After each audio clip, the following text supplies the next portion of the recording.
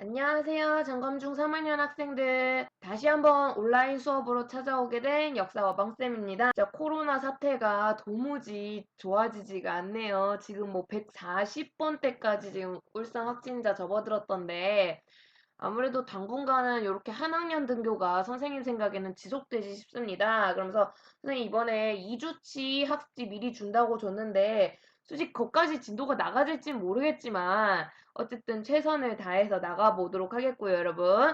온라인 수업의 비중이 굉장히 늘어났습니다, 여러분. 그만큼 온라인 수업의 중요도가 늘어났으니까 더더욱 신경 써서 수업하시고요.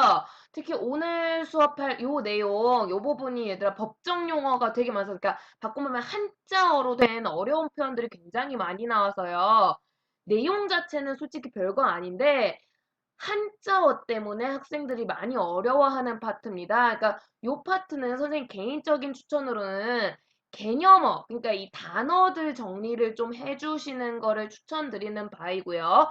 요 범위가 수행평가이자 중간고사 범위가 될 텐데 다들 알다시피 이번 중간고사 역시 서술형 섞여 있습니다. 그렇기 때문에 내가 아직 어떤 문제를 낼지 몰라요, 여러분. 내가 아직 문제를 안 냈기 때문에. 근데 문제 내다 보면 우리 지금 배우고 있는 이런 내용을 여러분이 주관식으로 써야 될 수도 있어요. 선생님 늘 그렇지 맞춤법 틀리면 내가 틀린다고 치는 거 알죠? 알아도 내용 알아도 그렇기 때문에 요 영어들 정확하게 정리 다시 한번 해주시기 바랍니다. 자, 그럼 수업 내용 시작하면요. 우리 조선이라는 나라가 흥선대원군을 통해서 나름의 위기를 극복하나 싶다가 갑자기 방향이 뒤바뀌었어요. 쇄국이라는 방향이 개방으로, 개항으로, 개국으로 변화했고요. 그 중에서도 첫 번째 쌤 발표하라고 했죠. 강화도 조약에 대해서 우리가 살펴보고 있었는데요. 7조 해안측량권 내용까지만 살펴봤습니다. 해안측량권. 그러면서 제10조를 오늘 좀 볼 건데요. 자, 강화도 조약에서 가장 극악했던 나쁜 조항으로 손꼽히는 게 10조입니다. 그리고 여기에 적혀 있듯이 조선 내에서 일본인 범죄가 발생했을 때 일본법으로 재판한다라는 건데요. 아니, 일본인이 잘못했어. 일본법으로 재판하는 게 뭐 어때서? 라고도 할 수 있지만 중요한 건 장소죠. 이 범죄가 발생했던 곳이 조선이라는 거야. 자, 조선에서 무언가 문제가 생겼어요. 당연하지만 조선법으로 해결해야 되거든. 근데 조선법이 아닌 바깥에 일본의 법으로 재판한다는 거야. 이거 우리가 치외법권이라고 한대요. 치외법권.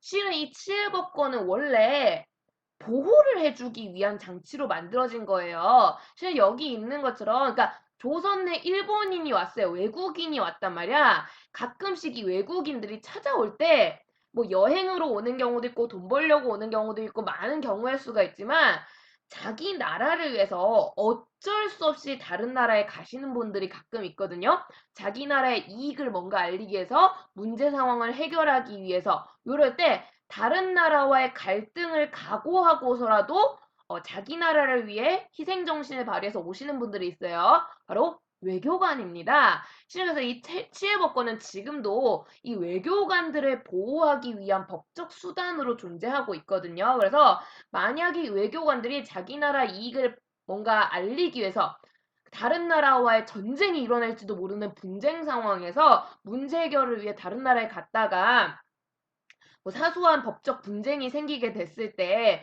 그 나라 법으로 처벌해서 그 나라에서 재판을 열어버리면 당연히 우리가 이 외교관들을 지켜주기가 힘들다는 거지. 그래서 이건 국제법적으로 상호 합의가 된 거야. 우리나라 외교관들이 외국에 나갔을 때도 치해법권이란 이유로 우리나라 법으로 보호를 받는 거고요.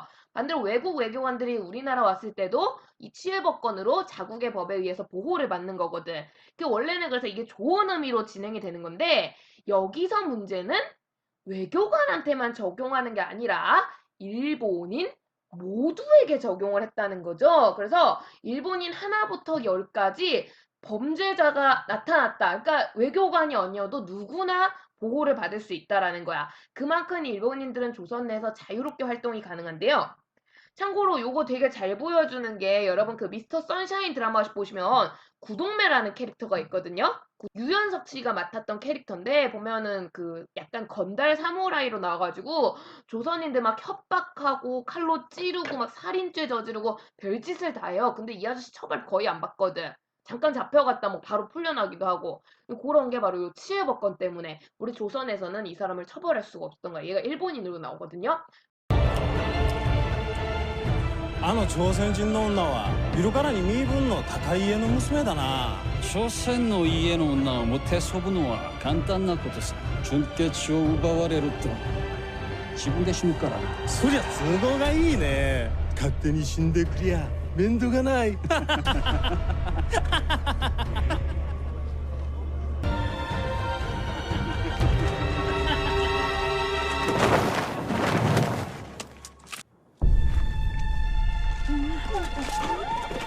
쌈이 난 모양인가?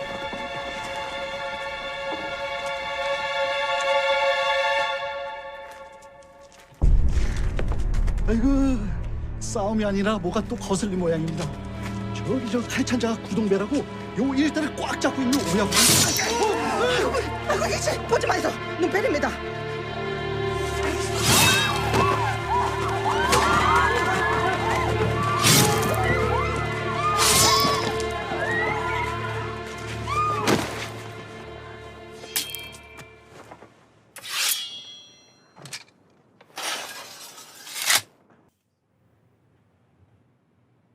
오마에は今年豆をいくつ食べるんだ。豆が好きなのでお腹いっぱい食べるかと。100個ほど。そんな年には見えないが。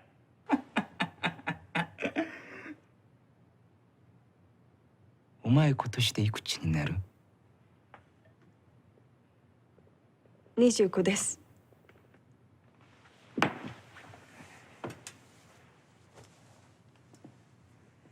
そうか。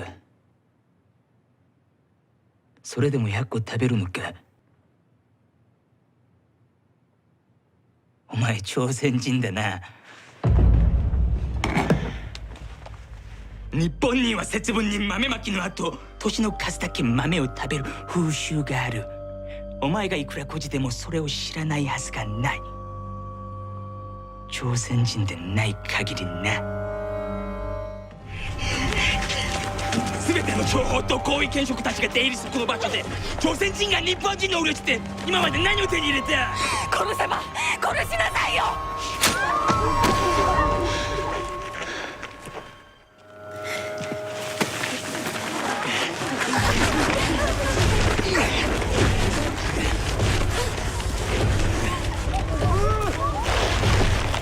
군인이요. 그 사연은 모르겠으나 남의 나라 땅. 그런 것들 치해법권의 모습을 잘 보여주고요. 그래서 진짜 실제로 이렇게 살인죄가 저질러지더라도 우리는 조선인들의 보호를 하지 못하게 됩니다. 그래가지고 굉장히 극악한 걸로. 그러니까 앞에 거는 그냥 이권 뺏기는 걸로 끝나면 이거는 사람이 죽을지도 모르는 일이잖아. 그래서 가장 최악이다라고 많이 불리는 특권인데요. 일본은 이런 식으로 자신들에게 굉장히 유리하게 강화도 조약을 체결하게 되고요. 조선에겐 유리한 게 거의 없어요. 그래서 이 강화도 조약이란 게 여러분 내가 계속 당부했지만 몇 번째로 맺은 조약? 첫 번째, 그치? 그래서 조선이 다른 나라와 체결한 최초의 근대적 조약이야. 그러니까 조약이라는 방식 자체가 이전에 없던 거잖아. 요즘 방식으로 외교 관계를 맺는 게 시작되고 있다라는 거야. 즉 강화도 조약이 없었으면 조선의 개항이 과연 언제 이루어졌을까? 시간을 알 수가 없어요. 그래서 우리 문호 개방의 시작을 열어줬다는 점에서 충분히 긍정적으로 의미가 있는 조약이지만 이 첫 단추가, 이 첫 조약이 하필 일본에게만 유리한 불평등 조약이었다라는 거고요. 결국 이게 불평등 조약으로 시작을 했기 때문에 이후에 체결되는 조약들도 모두 다 불평등 조약으로 이루어지게 됩니다. 그래서 강화도 조약은 상당히 문제가 많은 조약으로 손꼽히는데요. 근데 사람의 욕심이란 게 끝이 없거든요. 자, 이 강화도 조약으로 1차적으로 뭔가 그 조선에 침략할 준비 작업을 마친 일본. 자, 이제 본격적으로 수탈을 하기 시작합니다. 그래서 조선에다가 야, 내가 강화도 조약에서 빼먹은 게 있는데 좀 보너스 조항이 필요하다라고 하면서 강화도의 부록, 약간 보너스 판으로 해당되는 조약을 약간 추가적으로 추후에 맺게 되고요. 요걸 여기 적혔듯이 부속 조약이라고 하는데 이름 모르셔도 돼요. 보너스요, 보너스. 자, 바로 우리 것을 뺏어가기 위한 경제적 침략에 집중된 조약이 되겠습니다. 요게 또 문제가 많은데요.